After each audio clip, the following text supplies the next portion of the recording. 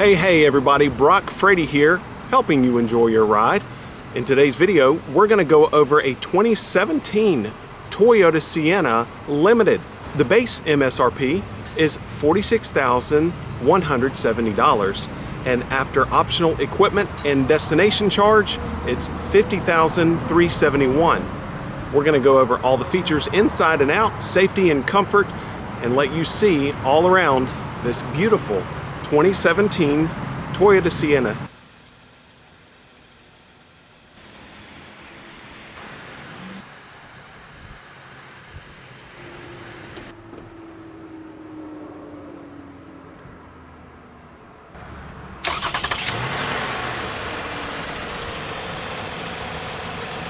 The power plant is a 3.5 liter V6 direct inject engine.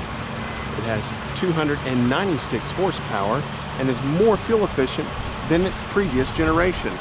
It has an 8-speed automatic direct shift transmission and 263 foot-pound of torque. The fuel economy is 19 miles per gallon city, 27 miles per gallon highway, and that's due in part to the 8-speed automatic transmission. Starting from the front here of this beautiful Blizzard Pearl 2017 Sienna, you have a little dot that is directly above the fog light right there, and that's park assist. That is a sensor that can sense things that are close to you and will give you an audible beep in the event that you're getting close to hitting something. Notice the beautiful headlights. You have LED daytime running lights, and then your main headlights there, and then you have your fog lights down here. We're going to go over how to operate all of those. And there is a plastic panel there that is directly under the Toyota emblem, and that is your radar cruise control. That will keep you at a set distance between the front of your Sienna and the vehicle in front of you, maintaining safety. The key is really easy to understand. At the top is lock, unlock, power door openers left and right, rear door opener, and panic alarm. And that sounded like a train horn, so you're going to be safe should you activate the panic alarm for the rear door. Let's open the right side door, and there is a brief pause, and you can see that the door is opening, and then you can push it again and hold, and it will close right up for you. Now you also have a little physical key that's embedded into the key fob itself. There's an icon here that says push, and you push down and it removes the key. You'll never use that to start the car. You'll only use that in the event that the battery in the key fob dies, at which point you would remove this, place it inside the door, and then put the key fob here up by the start button, and it has enough juice to start it, at which point you would need to have the battery replaced. You can see there's a little slot right there. You can just take that and put it in there and turn it, pop it open, and it's just a simple watch battery. This one also has remote engine start, and you've got instructions right here on how to use the remote start. So you're going to press lock 3 times, and this is how it works. 1, 2, 3, and you hold on the third. Here it goes. That's your remote start. Now when you do use the remote start, when you approach the car and you touch the door handle, it's going to automatically cut off. It's running now. See that? It cut off. The reason that it cut off is in the event that a child gets the key fob and runs out to the car without your being aware of it. They don't want you to, the child to come out to a running car. So it's a safety thing. It automatically cuts off. Now take a look on the door handle right there. There are 2 little marks, and that is to lock the door. So I just touch this with my finger, and the doors lock. Now to unlock the doors, all I need to do is grab the door handle. It unlocks, allowing me in. And they're 18-inch, 10-spoke machined alloy wheels with P235 55R18 Goodyear RSA Eagle tires. The front brakes are ventilated, and you can see a little channel if you look there at the brake pad that goes down in the middle of the brake rotor itself. And that allows the brake rotor to be cooled so that the brakes don't overheat.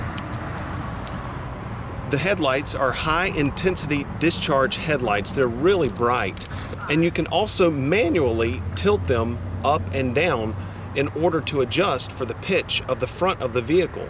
So you can control the level of them up and down. Another nice safety feature of the headlights is the automatic high beams. So they will actually adjust automatically if they are on high and they sense a person in oncoming traffic, so you don't blind others in oncoming traffic. They'll adjust down. Then when that person passes, they'll go right back up into the high beam mode. You do have LED daytime running lights there at the bottom. Nice.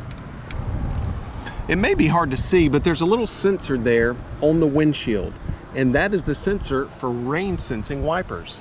The wipers will automatically cut on when it starts to rain, and they'll wipe in accordance to the rain pattern.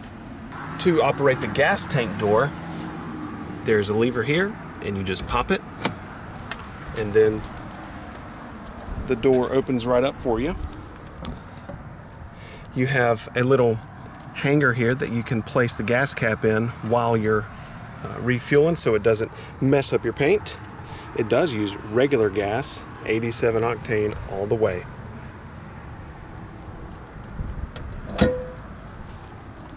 One of the most important functions of a minivan is that beautiful back door. And the way you operate that is to locate the icon on the bottom left of the key fob, and you hold it down, and then it pops right open for you. That is obviously a power rear door. It's power open and close. There is a button on the bottom edge of the door, and that's where you can close it there when you need to. Now check out these seats. There's a lot of different configurations that you can work with the seats, but one of the neat things are the switches that are up here in this top panel. And you can see that it gives you an option to fold just the seat back down or to fold the entire seat down. So we're gonna hit the button on the left and check out what happens with the seat back. Very nice feature. I'm gonna go ahead and do the other one so we can get an idea of the storage capacity with just the seat backs folded. And you see how the seat was actually stuck because it hit the seat there in the front. And right now there is a light here that's blinking that says incomplete operation. And that's just letting you know, whoa, I got stuck on something and I can't go any further. So what we did is just let the seat down, but it's gonna actually come back up so that it doesn't continue to move forward and possibly crush something. So let's repeat. And now she should go right on down. All right, so now what we're gonna do is fold this seat all the way down, completely flat, into that base cavity. And you do have to hold it the whole time. Really convenient. Now we're gonna fold the smaller portion all the way down.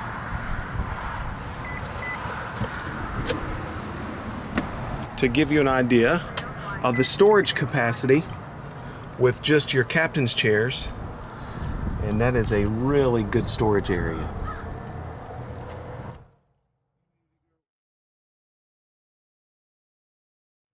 Now, a feature that's available on the ones that have 8-passenger capacity, that is not this one. This is a 7-passenger. There's going to be a seat right there in the middle between the captain's chairs. But if you do have that seat, you can remove it and you can place it right there in the corner of the back. So it makes it so you can store it there when not in use, and that's where it's going to plug in. For more convenience, you have a power plug. This is just like an outlet in your house, and it's 120 volt, 100 watt, and then there is a 12 volt power point there with an additional light. You have 12 cup holders in this thing. There are cup holders everywhere. You've got 2 there, and I'm not going to go through them all, but you've got 4 cup holders just for the third row seat itself. But just know that you're gonna have plenty of cup holders. You can get 7 people and 12 drinks in this thing. The exterior color of this vehicle is Blizzard Pearl. It is a gorgeous color, and it's actually a tri-coat paint. I'm familiar with it because this Blizzard Pearl color was actually a color that Lexus had, and it's multi-layered. It's just absolutely gorgeous. I hope you can see the detail of it right there. And then to go along with that luxurious external paint is a beautiful internal leather color, and that is called Chestnut. And it goes really, really well with the overall look of the vehicle. Nice and sophisticated. Check out the contrasted stitching. And the seats are perforated, and they're very cushy. Take a look at how luxurious a feature this is. That is like a little recliner. Isn't that ridiculous? I love this. There's a handle down here, and when you pull the little handle, the seat bottom comes out, and it makes a lovely recliner. And what good is a recliner? Well, when you have a massive screen like that you can watch Blu-rays on, and it's actually a split screen, so you can watch like a Blu-ray movie on one side and even play video games on the other side. Pretty incredible. But this seat is just made that much more comfortable with the fact that it's got a reclining feature. AC 120 volt outlet right there. Here is for your video, went left and right, so you can plug things in. Then you can grab this. Pulls out for some additional storage and makes the cup holders more accessible to the second row. You can't keep things in here once you've closed it up though, because this actually recesses into this storage compartment. There's a power door button here, and you have a one-touch automatic power there with your wood grain interior. You also have manual sunshades, and that is really neat.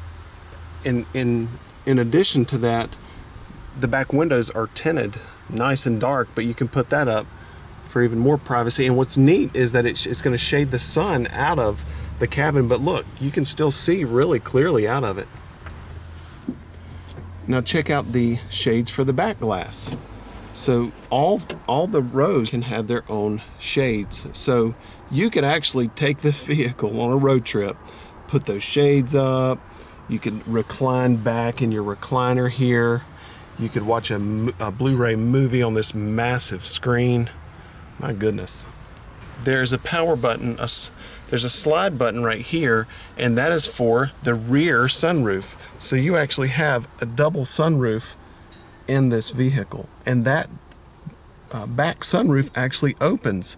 Most vehicles, when they have a panoramic roof, it's just for looks. This is actually a functional sunroof that opens, and there's your other sunroof for the people in the front. Now you can see there's a little icon, and that is an icon to let you know that there is a safety anchor for a child safety seat right there underneath. My finger's on it right there. So that's where you're going to want to hook your child safety seat belt to secure it. Check out the inside of the door. It is absolutely luxurious. The padding on the armrest for your elbow is really, really soft. You have the stitching here that is highlighting the beautiful color and the contour of the door. The power window is automatic, and there's your lock and unlock button. You have the satin finish on the door handle. Everything is just really, really classy. You have plenty of storage there in the door pocket as well.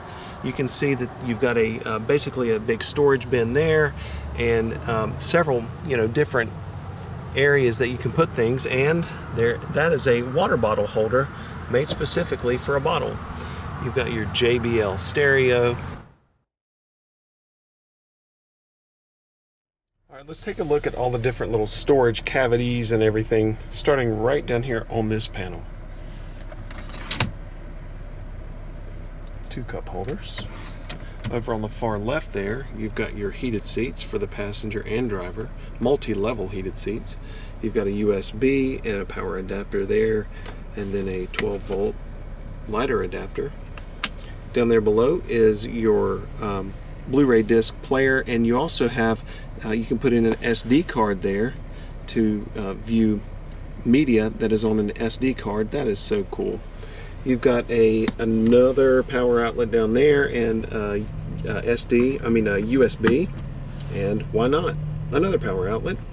Then you've got a grippy pad right down there for storage, and 2 more cup holders, more storage. And then this is the drawer, and it actually is only going to be used for storage like whenever that's open. You don't want to close things into that because it won't close if you've got things in there. You can basically just use it for storage while that's open only. On the dash here, you have your transmission, your gear shifter, and it is an 8-speed sequential shift transmission. Sequential shift means that you can actually shift it manually without a clutch, and that's what that plus and minus is. And whenever it is in S, you can flip it over from drive at any speed and change gears manually. You'll see 2 big dials. On the left is the driver's side temperature, and then on the right is the passenger side temperature controls. Inside of those buttons you have auto and you have off.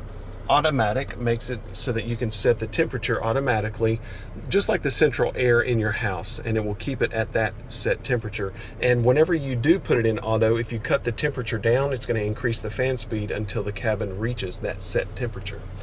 The middle of the button on the right is AC and recirculate. And then for the back, you have rear temperature there, and you can control that from up front, or you can give the rear occupants command. You can press that rear button there, and that's going to allow them to control the air and the fan speed and the temperature from the back.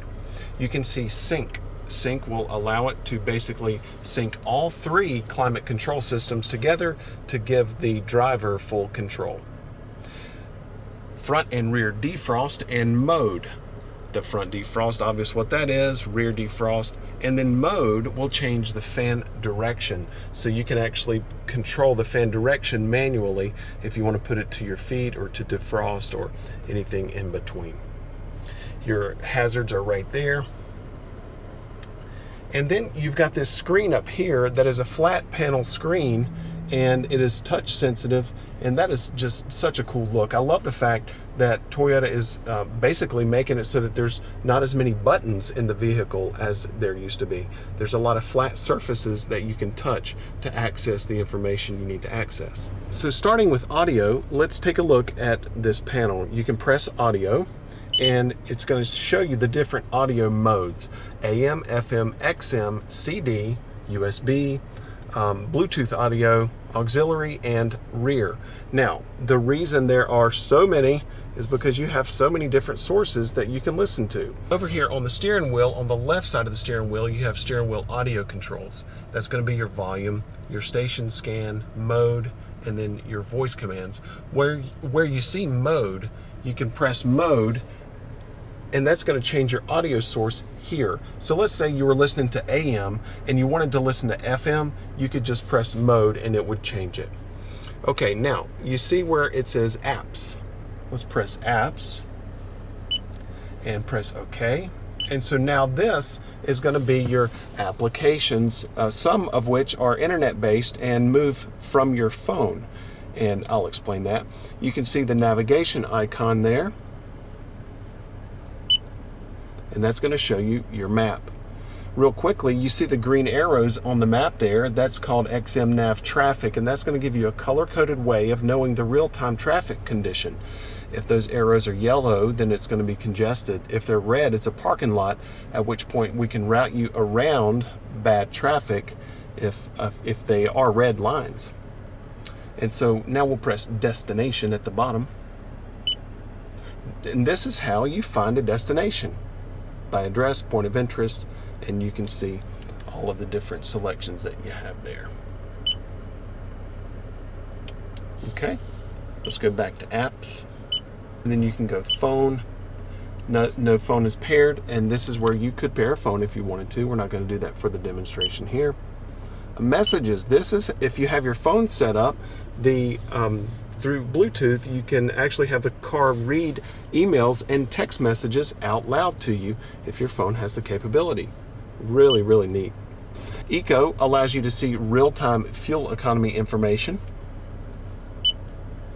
Setup is how you're going to control the settings that make the vehicle work exactly the way you want it to work. That's something that you're going to need to mess with. If you get this car, I really recommend spending some time in setup so that you can really get it set up from the start exactly the way you want everything to work. You see right here it says Driver Easy Speak. This is awesome.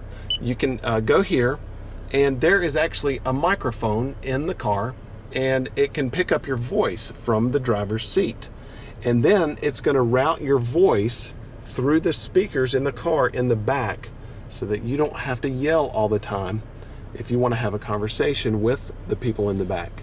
And when you see Driver Easy Speak volume settings there, that means that you can actually adjust it low, medium, and high, the sensitivity, or how well the rear passengers can hear your voice.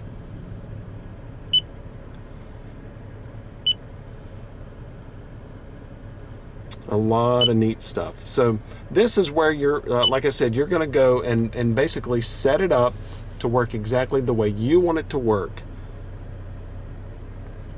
And then you also have a micro SD card right there, and that is the map data for the navigation system. You don't want to mess with that unless you're having the map or the SD card updated at the dealership. How about for more storage capacity, a double glove box? There's a little silver bar right there, and you can press that up, and you've got a really nice storage area there. A lot of times in these cars, the glove boxes aren't even big enough to fit the owner's manuals, but look, there's the owner's manual right there. And so you can see how the owner's manual takes up pretty much the whole portion of that bottom box. So why not throw in another box for your convenience to actually hold things? Really nice. Okay, check this out. There's a button right here, and it says rear vent, pull and push. Now watch what happens when she does that. It allows you to vent the rear glass, and it's power. That is such a neat feature. Go ahead and do that again. I love that. And then the other buttons right here on this panel right there.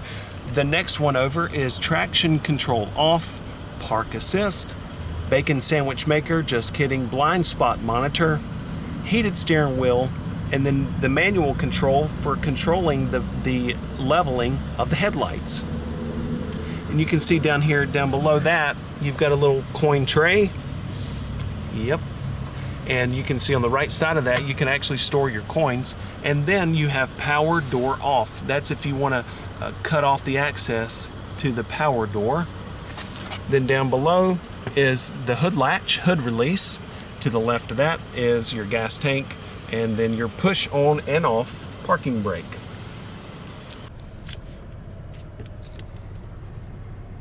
Now the steering wheel is nice in the hands. I love the feel of the steering wheel, and you've got the little indentations there, and that is perfect for your thumb to fit right inside of. The operation for your headlights is going to be on this stalk here, and you can see where it says auto, and that is whenever that is set, the headlights will cut on automatically at night as the sun goes down.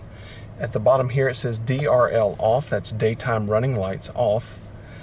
As you roll it up, that's your parking lights, and that's your headlights on manually. And this is fog lights, and of course your turn signals are there. And another neat thing is whenever you just press it up without fully engaging it, you can see I'm just going to tap it up and it'll pop back down. It blinks 3 times. So that's just to change lanes. And you can see where it says auto here. That's because the wipers are rain sensing, and they'll cut on automatically whenever it starts to rain. In order to activate that, I pop this down once. The wipers just wiped to let me know that that feature is now active, and I can pull it down again, and that's low manually, and that's high. You can see the ring on the inside says auto. This will actually adjust the sensitivity of the rain sensing wipers. The rear wiper control is here, and that's intermittent, and that's on manually constant. I can roll it to the far top, or I can roll it to the far bottom there, and that's going to wash the rear glass off. I can pull this stalk toward me, and that's going to wash the front glass off. There's a multi-information display that's between the tachometer and the speedometer right there. It's digital. And I'm going to be accessing that by this little multi-information or multi-directional keypad that's here on the steering wheel. There's a icon here, and that's your cruise control, or to set the distance of your radar cruise control. And so your cruise control is down here, and I press the end of the stalk to actually cut the cruise control on. And I can see the cruise control icon over in this display at the top left, and that's going to be right there, the little green.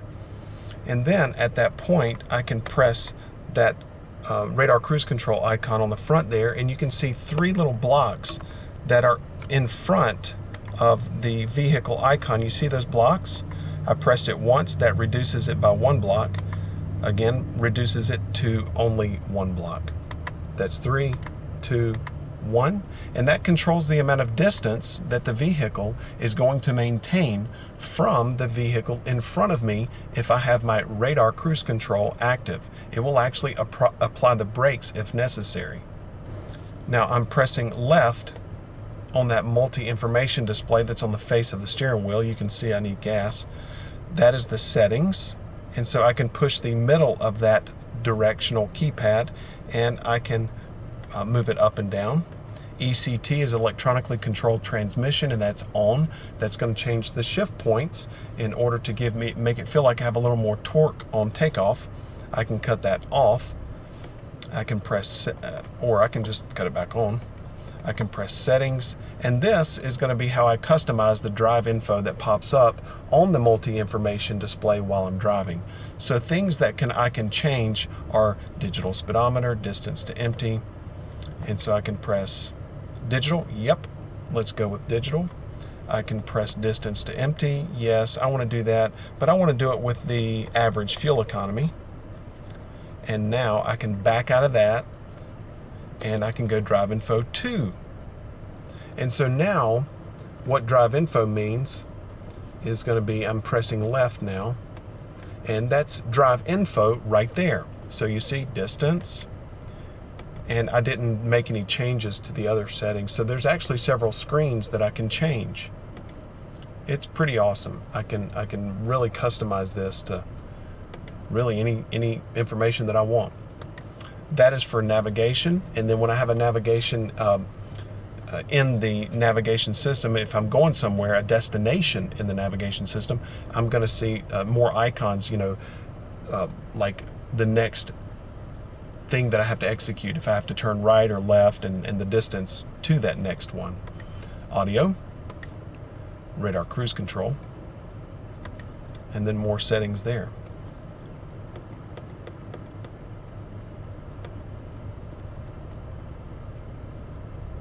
And there, that little pages icon, you can see that little icon is here on the face of the front of the steering wheel, and that tells me I can hold, and I can press it down and hold to customize the screens. Pop-up display, accent color. This is where I can actually, it can actually warn me if I am exceeding a certain speed limit. That is so cool. By the way, that's the little speed limit signs like that are going to be on your nav system while you're driving in many areas. It'll show you the actual speed limit in the area that you're driving. Pretty neat stuff. Thanks for watching, everybody. If you liked this video and you would like content like this delivered to you fresh, hot off the press, then pound that subscribe button and I'll be glad to send it to you. Have a great day, everybody.